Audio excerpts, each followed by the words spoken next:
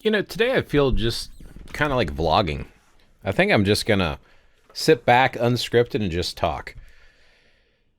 I'm trying to keep up with weekly videos, sharing my thoughts and views when it comes to spiritual topics. I mean, there's a lot of stuff I like to talk about. Spirituality seems to be one of the things that I enjoyed the most and at least got the most interaction with here on YouTube, which is why I try to stick up with it. YouTube has got so filled with so many people making videos, it's real easy to get lost. And it seems like most of my followers aren't getting notified of my videos lately. I know I'm not the only one facing this. So I kind of try to pick topics that interested me the most. And I've been trying to do this new thing where I'm trying to script what I'm going to say and then kind of process it and trim it down to being more on topic and to the point, because I have a tendency to ramble, and try to make a little bit shorter videos.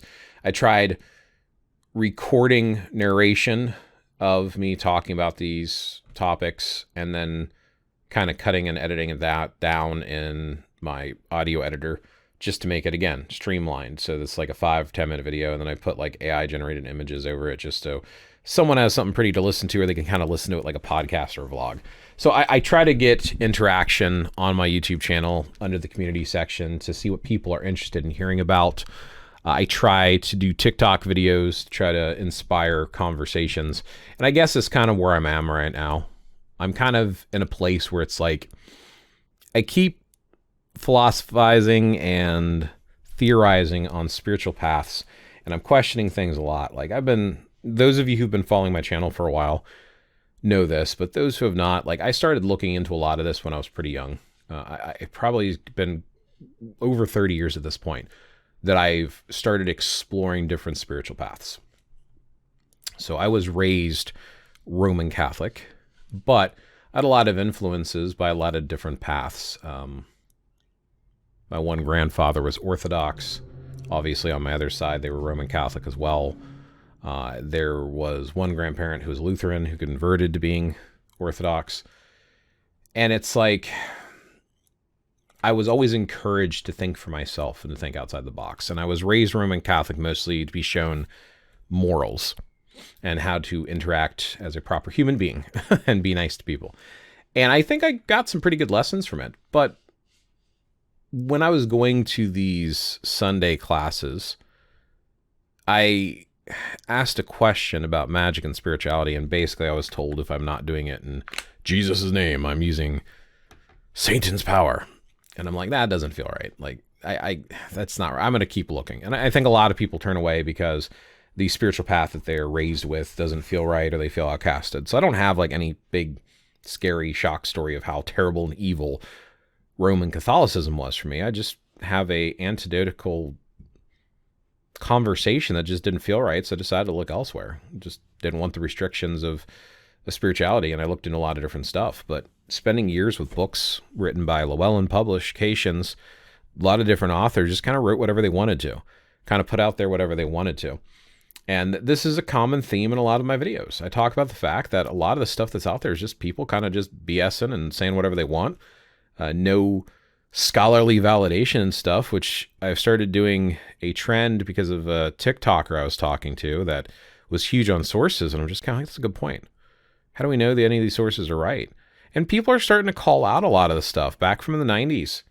They're like, a lot of these authors, you couldn't trust them. They just kind of put out there whatever they wanted to put out there. And you really got to fact check and source check a lot of this stuff. And as I started digging into it, now that the internet is easier to find sources on stuff, some of the things are still in question. You start questioning like, wow. So back in the 90s, we all believed all this stuff because it was in print. So it had to be right. And now it's like, no, not really. And I'm seeing the same thing today. Like people don't want to read doctorates, like people with doctorates, like verifiable sources and credible sources. They're not looking at this stuff.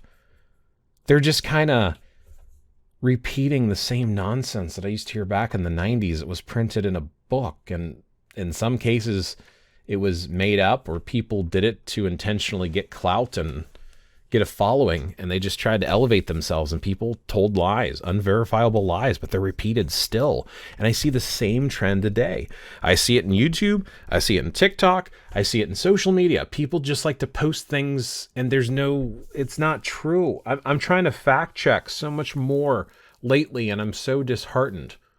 It is so disturbing and just annoying to see all of this stuff that is just factually incorrect and inaccurate, but still gets repeated, and nobody wants to question it. And when I bring it up in a comment, which is why I try to do videos with it, is I bring it up in a comment like, okay, what's your source for that? And they get mad.